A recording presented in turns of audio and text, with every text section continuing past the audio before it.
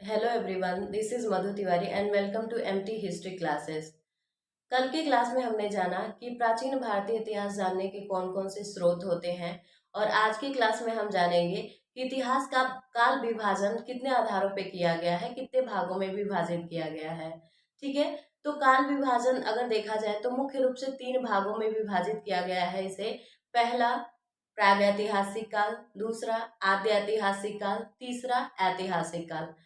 अब प्राग ऐतिहासिक काल क्या होता है? इसे प्राक ऐतिहासिक काल भी बोला जाता है। प्राग ऐतिहासिक काल वह ऐतिहासिक काल है जिसमें लिखित साक्ष्य उपलब्ध नहीं हो पाए हैं।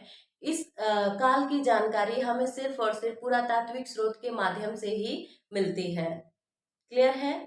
तो इसका जो समय सीमा है वो 25 लाख ईसा पूर्व से 3000 ईसा पूर्व तक माना जाता है। आद्य ऐतिहासिक काल वह ऐतिहासिक काल है जहाँ पर लिखित साक्ष्य उपलब्ध तो है, लेकिन उसकी लिपि को अभी तक पढ़ा नहीं जा सका है। और इसका जो समय सीमा है वो 3000 ईसा पूर्व से 600 ईसा पूर्व तक माना जाता है। ऐतिहासिक काल वह काल होता है जहाँ पे हमें लिखित साक्ष्यों से जानकारी प्राप्त होती है। यानी जिस काल की जानकारी हमें लिखित साक्ष्यों से प्राप्त होती है उसे हम क्या बोलते हैं? ऐतिहासिक काल बोलते हैं। इसका जो प्रारंभ होता है वो 600 ईसा पूर्व से प्रारंभ होता है। इसे छठी शताब्दी ईसा पूर्व से प्रारंभ माना जाता है। क्लियर है? अब आप ये सोचेंगे कि ईसा पूर्व क्या होता है? ईसवी तो आप जानते ही हैं। ईसवी जो होता है, कहा जाता है कि ईसा मसीह के जन्म के बाद जो भी घटना घटित हुई उनको हम किस में काउंट करते हैं? ईस्वी में। ठीक है, ईसा मसीह के जन्म के पहले जो भी घटनाएं घटित हुई उन्हें हम ईसा पूर्व के रूप में काउंट करते हैं। जैसे अगर आप सिंपल सी भाषा में अगर देखा जाए तो आप ये कह सकते हैं कि बढ़ते हुए क्रम को ईस्वी कहा जाता है और घटते हुए क्रम को ईसा पूर्व कहा जाता है। क्लियर है? प्राग ऐतिहासिक काल पुरातात्विक स्रोतों पर निर्भर करता है। जैसे कि यहाँ पे आप देख सकते हैं, प्रागैतिहासिक काल का समय सीमा क्या है? 25 लाख ईसा पूर्व से 3000 ईसा पूर्व। इसमें लिखित साक्ष्य उपलब्ध नहीं है, पुरातात्विक साक्ष्य उपलब्ध है।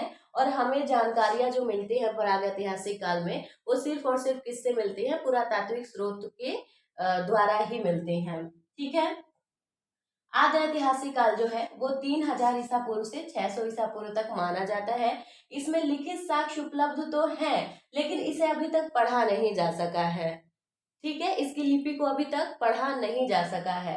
ऐतिहासिक काल ये 600 से प्रारंभ होता है। इसमें लिखित साक्ष्य भी उपलब्ध है और पुरातात्विक साक्ष्य भी उपलब्ध है। यानी कि इसकी लिपि सरल है जिसे पढ़ा जा सकता है और इसके लिखित साक्ष्य से हमें बहुत सारी जानकारियां प्राप्त होती हैं। क्लियर है?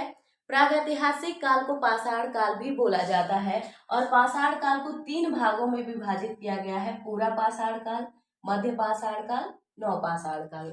ठीक है, इसे पाषाण काल क्यों कहा गया है? जैसा कि मैंने आपको बताया, इसके जो साक्ष्य है वो सिर्फ और सिर्फ पुरातात्विक साक्ष्य ही है, इसमें किसी प्रकार का लिखित साक्ष्य नहीं है। आद्य ऐतिहासिक काल के अंतर्गत सिंधु घाटी सभ्यता और वैदिक सभ्यता आती है। ठीक है, ऐतिहासिक काल कब से माना जाता है? महाजनपद काल की जब से शुरुआत हुई तब से ऐतिहासिक काल को माना जाता है। तो आज के क्लास में क्या जाना हमने? इतिहास का काल विभाजन मुख्य रूप से तीन भागों में विभाजित किया गया है। कौन कौन सा?